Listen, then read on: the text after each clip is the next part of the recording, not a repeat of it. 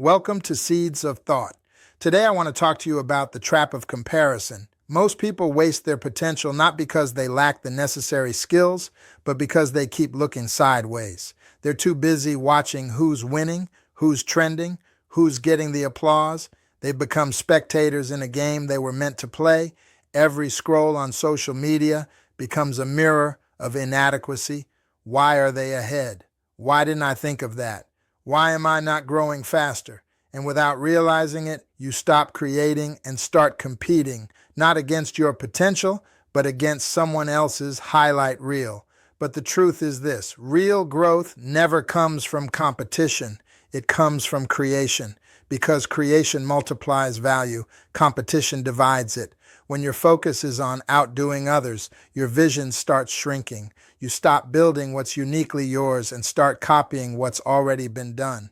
Comparison kills innovation, drains energy, and blinds you from your own calling. You begin to measure yourself by someone else's chapter 10 while you're still writing chapter 1. You lose patience with your process. You rush results that take time. You imitate instead of innovate. And deep down, that comparison begins to rot your joy. Every time someone else wins, it feels like you lose, as if there's not enough space for both of you to succeed. That's a poverty mindset disguised as ambition. You tell yourself it's competition, but really it's fear.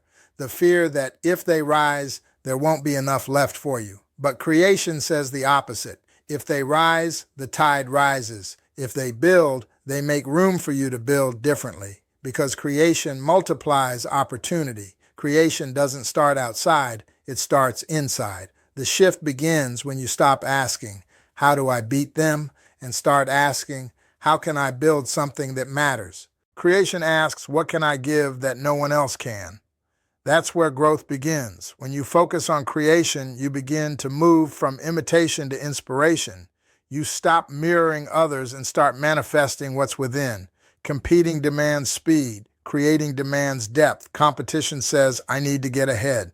Creation says, I need to grow within. And ironically, the moment you stop chasing the race, you start setting the pace. You begin to innovate naturally because your energy is no longer scattered by comparison and it's concentrated by purpose. Let's be clear. Competition can make you faster, but creation makes you timeless. When you create, you build something that carries your fingerprints. It can't be replicated because it came from your imagination, your experience, your truth. Think of the world's greatest breakthroughs. Art, music, inventions, movements. They didn't come from people trying to beat others. They came from people trying to build something new. When you're focused on creation, you become a channel of value. You move differently. You think in terms of contribution, not comparison. You stop asking, well, what do I get? And start asking, well, what can I give? And that simple mindset shift changes everything. Your relationships, your business, your peace of mind. In relationships, creation means cultivating connection instead of competing for attention. At work, it means innovating instead of imitating. In life, it means focusing on progress, not proving yourself. That's how you build legacy instead of noise. To focus on creation, you need 3 key traits. Clarity, know who you are and what you bring. Without clarity, you'll always chase what's popular instead of what's purposeful. Courage, creation requires you to stand alone sometimes, to release something new even when others don't get it yet. Consistency, because creation is a process, not a post. Every masterpiece was once a messy draft. The creator's mindset says, I'm not here to compete for attention. I'm here to contribute transformation. When you live by that, you start to realize, and there's no traffic on your lane. No one can beat you at being you. Let's address the real reason people get stuck in competition. You compete when you don't feel enough. You compare when you're still searching for validation. But what if your pain was never meant to prove your worth? It was meant to power your creation.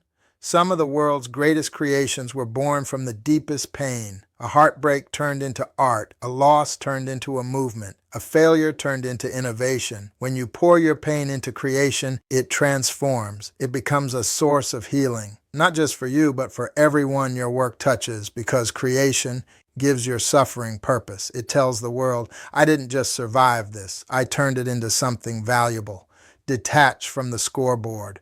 Stop measuring progress by likes, followers, or sales. Measure it by depth. by how many people you impact, by how aligned you feel with your purpose. Create before you consume. Every morning, build something before you scroll. Write, speak, design, plan. Give the world your voice before it gives you noise. Collaborate instead of compete. You don't lose by lifting others. Creation thrives in community, not rivalry. The world doesn't need more copycats. It needs more creators who inspire each other to go further. Turn jealousy into curiosity. When someone else's success triggers you, don't shrink. Study, learn, grow, ask, what can I learn from them that can expand my own creation? Build a creative ritual. Creativity is not an event, it's a lifestyle. Block time each day to build your ideas. Protect that time like sacred ground. When you live in creation mode, something beautiful happens. You no longer feel the constant anxiety of falling behind. You're no longer competing for recognition. You're creating from revelation. Your worth is no longer tied to applause. It's rooted in alignment. You become fulfilled, not by being seen, but by serving. And when peace enters your process, growth becomes inevitable. You stop forcing outcomes and start flowing in purpose. You begin to attract the right opportunities because creation operates at a higher vibration than competition ever could. You were not designed to chase trends. You were designed to set them. You were not meant to copy what's been done. You were meant to reveal what's never been seen. If this spoke to you, hit that subscribe button and share it with someone else. So today, stop competing for attention. Start creating from intention. Create value in your words. Create love in your relationships. Create excellence in your work. Create peace in your environment. Because the more you create, the more you expand.